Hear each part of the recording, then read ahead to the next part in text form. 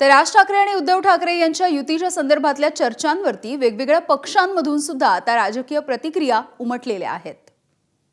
महाराष्ट्राच्या हितासाठी आणि धर्मांध जातीवादी भाजपला दूर ठेवण्यासाठी यासाठी हे लोक एकत्र येत असतील तर त्यांचं खूप स्वागत आहे।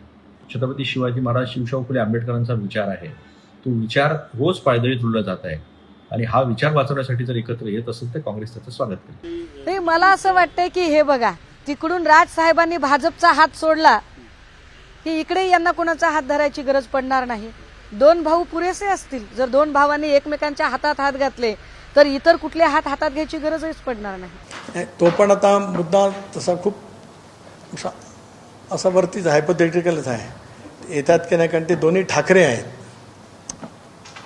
प्रत्येकाची वैशिष्ट्ये असतात, तशी ते ठाकरे या नावाचं एक वैशिष्ट्यच आहे। त्यामुळे ते येतात की नाही, त्या कोणतरी म्हटल्याबरोबर पांडुरंगाला माहिती, मला माहीत नाही ते काय, आम्ही वर्तमानपत्रामध्ये वाचतोय ते दोघे भाऊ एक होणार म्हणून।